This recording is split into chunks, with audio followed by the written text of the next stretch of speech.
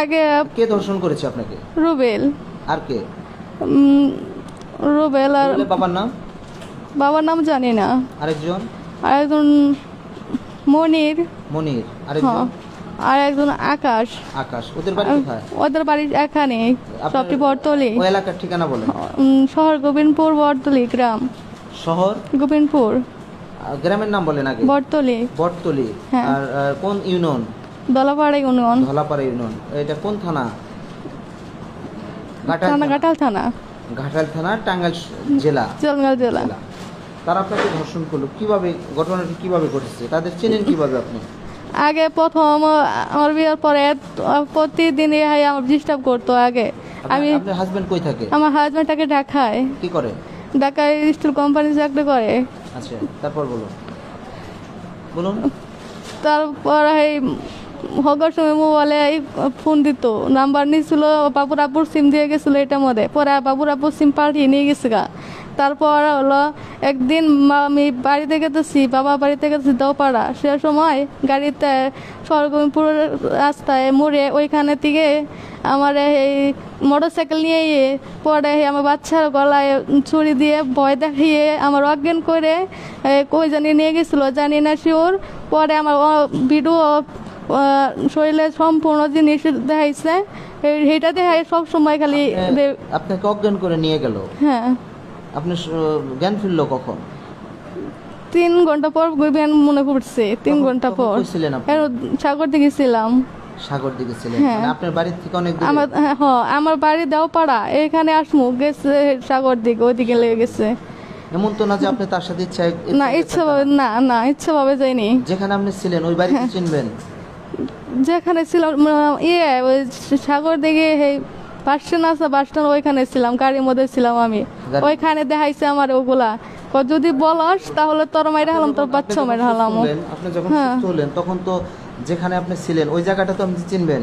হ্যাঁ, চিনবো। আচ্ছা, ওই সময় আপনাকে দর্শন করলো, তখন কয়জনে দর্শন করছিল? তখন ও আর খালি আমার অজ্ঞান হয়েছিলাম, খালি ও আর ছবি আর আমার ছবি, এই দুটাই দেখাইছে। তো কে করছে তাও আমি জানি না। তারপরে বয় অনেকটাই দেখাইছে। মাদ্রাসা যে বাবুর লেয়ার সময় বয়টা খায়, কয়ের সাবধান, যদি কিছু কর তারপর হান মাইরা হালাম, আমি তো জামার ভাত খাবার দিব না। 1.5 লাখ 2 লাখ টাকা লাগে, তোর জামার ভাত খাবার দিব না আমি। আচ্ছা, তারপরে এখন আবার কোন ঘটনা? এখন আবার মঙ্গলবার সোমবারে গেছে রাতে আমি নামাজ পড়ছি, মাগরিবে নামাজ পড়া তাহলে এসে নামাজ পড়বো, তাহলে আমার শ্বশুরে নামাজ পড়লো, নামাজ পড়ে যাম। ওই প্রসাব কইরা উজু কইরা ঘরে দোয়ার চাপড় নিয়েছি, ঘরে কুসুম আইসে দেখি নাই, আমার মাথার মধ্যে আঘাত করছে, তারপর আমি অজ্ঞান হয়ে গেছিলাম। তারপর আমি তো অজ্ঞান ছিলাম। আমার যে সময় আমার ফিরাবার লেগা ই করছে, আমার বাচ্চা এই সময় উঠে পড়ছে, যে বাতি জ্বালাই না ফ্যান চলতেছে, আমার চোখের মধ্যে পানি দিতেছে। আমার বাচ্চা বলতেছে রুবেল। আমি যে 3 জন দেখছি, 2 জন দেখছি ঝাপসা, একজন যে কইলো তুই ফোন বন্ধ করছিস কে নিগা, এটুকু যে করলো ওর কণ্ঠ খালি বাজলো রুবেলের দেখছি আমি, কারণ আমি ঘুরে আমি পড়ছি ওটুকু আর যত শাস্তি আছে ও অনেকটা মেয়ে ওইরকম করছে, আমাকে দেখাইছে ফোনে, তুই যদি বলাস তোর তো আমার ভাত খাবার দিব না। এটা বিচার চাই, ও জানি আর কোনো একটা মার সন্তানকে করতে পারে না। আজকে আমার মা জামাই ছাড়া হইলাম, আমার বিয়ে না হলো কেমন না, বাচ্চার নিকে আমার সমস্যা, বাচ্চা কই যাইবো, কার বলে যাবো আজকে বিয়ে করবো, আর ডাহের তো দেখতে পারবো না আমার মতো না। আপনার হাজবেন্ডকে জানাননি ঘটনা? আমি আগে বলতাম, ও বলে আমার ফোন দেয়, পরে বলছিল ফোন সিম পাল্টাই দেবো, আয়া সিম পাল্টাই দিছে। একদিন মাদ্রাসায় যাওয়া হয়েছে, ফোন হাত দিয়ে কাইরা নিয়ে গেছে গায়ে মোড়ে অনুকা, আসলে ওইখানে মাদ্রাসা নতুন হয়েছে, ওইখান থেকে নিয়ে সিমের নাম্বার আবার নিচ্ছে নিয়ে। আমি যদি সিম পাঠাই, যতবারই পাঠাই এতবারই সিম নেয়, নাম্বার নেয়। আমি ওই বাড়িতে থাকি, সুতাই বার হুদা যায় আর ধর ঢাই আমাকে আড্ডার দেয় সব সময়, তুই যদি বলাস তোর তরকম করে হালামু। আমি এটা যদি লেটে সারি, আমি লাখ লাখ টাকা ফেলো আমার টেপামু, এটা সব সময় ভয় দেয় তো, কোথাও জামাই ভাত খাবার দিব না। এই ব্যাপারে কোনো এলাকার মেম্বার চেয়ারম্যান তাদের জানাননি? আমি আগেবার জানাই না, সেদিন জানাইছি, যেদিনকে আমার এই ঘটনা করছে আমি কই আজকে সহ্য করবো না, আমার জীবনটা শেষ আজকে, আমি জীবনটা কি করবো, আমার পোলাহানি বাঁচবো না, আমি জামাই বাঁচবো না, আমি তাই জামাই ভাত কিছু না খাই, তাহলে আমি তো বিচার চামুই না, বিচার করুন না, আমি যত এই আছে বুঝি না আর কোনো একটা মেয়েকে না এরকম ভাবেই করতে পারে। ও অনেক ভয় আমার উপরে মাপদর নাই, এটা বলে সব সময়। আপনি একটা মাস্ক পরে আসেন, মাস্ক পরে সামনে ক্যামেরায় আসেন। আমার ফোনটা তার হাতে, ফোনটা নিয়ে গেছে গা, আমি বিছনার কাহিনীর মধ্যে ফোন তুইছিলাম, এই ফোনটাও লয়ে গেছে ও। আমার ফোনের মধ্যে অনেক ভিডিও ছিল, কথাবার্তা শুনছিলাম। না এমন তো না যে আপনাদের পারিবারিক কোনো জায়গা জমির যে দুইটা কাউকে ফাঁসাচ্ছেন, এরকম তো না? না না ওরকম নাই, ওরকম আমি ওরকম থাক মুখেমনা করে, আমার বউ নতুন বউ বাড়ি কয় বছর 4 বছর হয়েছে, কেউ সাথে ঝগড়া হয় না, আমার কেউ সাথেই না। নামাজ পড়েন 5 ওয়াক্ত? হ্যাঁ নামাজ পড়ি, রোজা রাখছিলাম, রোজা ভাবি আসল আমার। শাশুড়ি আসছে? আমার শাশুড়ি আসছে নাই, কে এটা আমার মা। এটা আপনার মা। এখন কি চান আপনি? আমি নিচ্ছ বিচার চাই, ও জানি আর কোনো মেয়ের দিকে না তাকায়, আমার নষ্ট হয়েছে, জীবন নষ্টই থাক, তারপর জীবন জানি ওরকম জানি আর কেউ না করতে পারে। এখন কি ও যদি আপনাকে বিয়ে করতে চায়, আপনি তাকে বিয়ে করবেন? না আমি বিয়ে করবো কেন তাকে, আমার বাচ্চা আছে, সন্তান আছে, আমি যদি তারই না পাই, আমার জামাইরই না পাই, আমি তার দেখি করবো।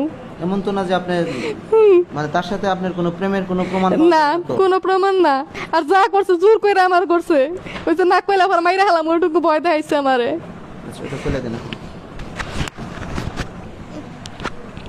সুপ্রিয় ভাই বোনেরা যারা আমার লাইভে রয়েছেন, আসলে অনেক সময় ঘটনা অনেককে ফাঁসানোর জন্য হয়, অনেক সময় নিরীহ মানুষগুলো যখন একটি পরিস্থিতির শিকার হয় তখন আইনের আশ্রয় গিয়ে তারা আইনের সুবিধা অনেকটা পায় না, কারণ প্রভাবশালীদের অনেক প্রশাসনের মহলের লোক থাকে, কিংবা অর্থের বিনিময়ে একটি ঘটনাকে অন্যদিকে পাল্টিয়ে ফেলে। তবে অপরাধ প্রকার চ্যানেল যেখানে গিয়েছে সেখানে কোনো কৌশল খাটিয়ে সত্যকে ধামাচাপা দেওয়ার মতো সুযোগ নেই।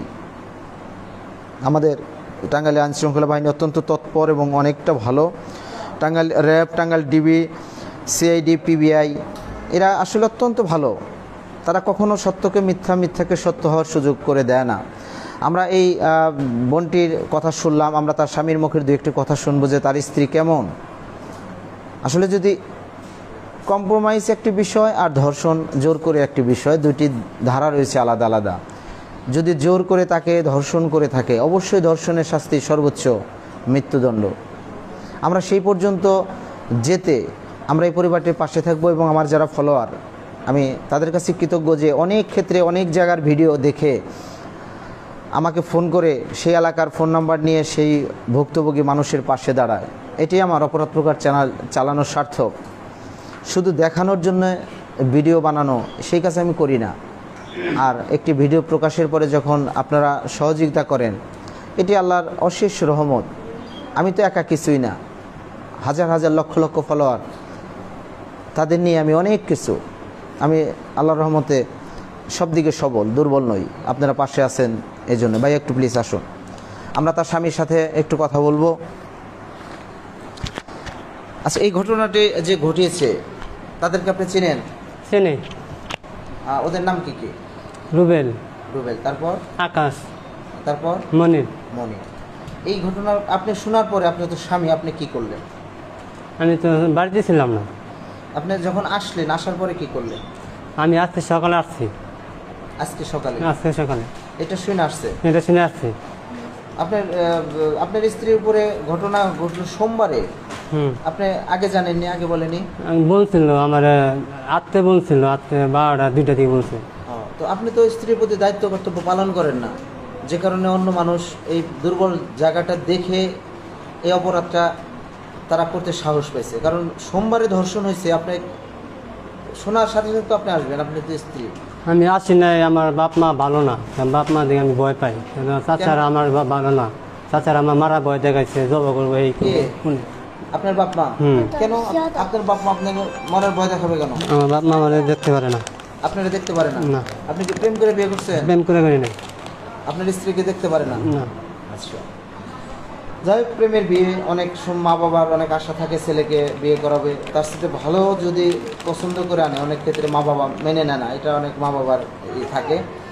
এখন আপনি আপনার স্ত্রী কেমন বলেন? মা বাবা তো বললেন ভালো না, স্ত্রী ভালো।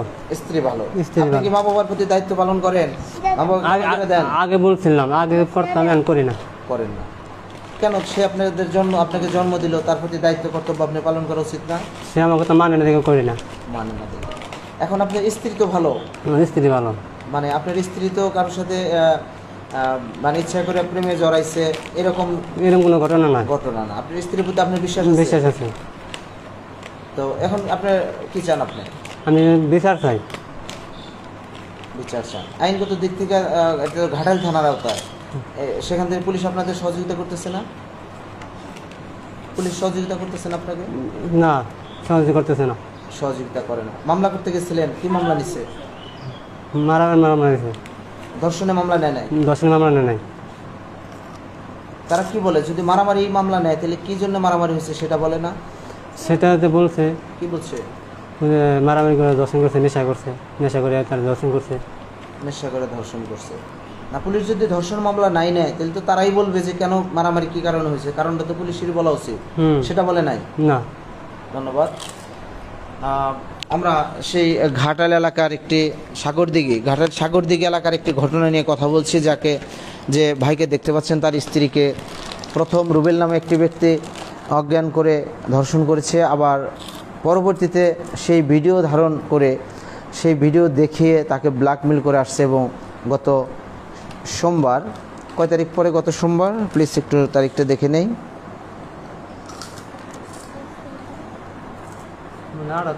আজকে তো 25 তারিখ। আজকে 25 তারিখ। গত সোমবার এই ঘটনাটি ঘটেছে তার নিজের বাড়িতে।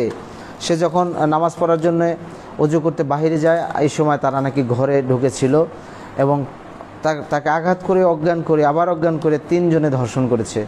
সেই ধর্ষণের ব্যাপারে আইনশৃঙ্খলা বাহিনী এটা অবশ্যই সত্যতা খুঁজে বের করবে এবং রুবেলের নাকি আরও একাধিক এরকম ঘটনা করেছে এরকম অনেক সাক্ষী রয়েছে। আমরা সেই সরজমিনে যাব, সেই রুবেলকে আমরা চেষ্টা করব আইনের আওতায় আনতে প্রশাসন দিয়ে, এবং আমিও চেষ্টা করব রুবেলের মুখোমুখি হতে। আর আমার এই ভিডিও যদি রুবেল আর সবার 2 জন যাদের নামে অভিযোগ, তারা যদি এই ভিডিও দেখেন, যদি ঘটনা মিথ্যা হয়, আপনারা সরাসরি টাঙ্গাইল প্রেস ক্লাবের নিচতলা অপরাধ প্রকাশ চ্যানেলে আসতে পারেন, আপনারা প্রতিবাদ জানাতে পারেন।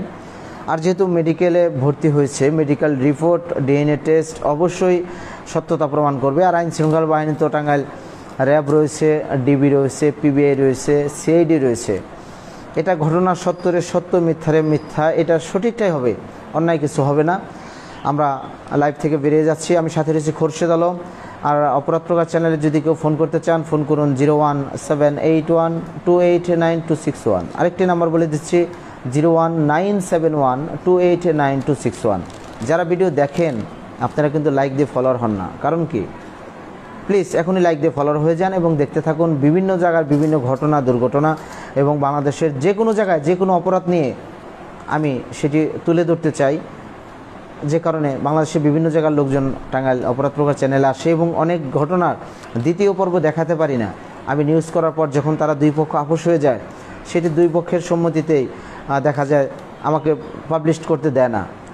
তাদের অনুরোধেই আমি অনেক পর্ব আপনাদের দেখাতে পারি না। ধন্যবাদ সবাইকে। আসসালামু আলাইকুম।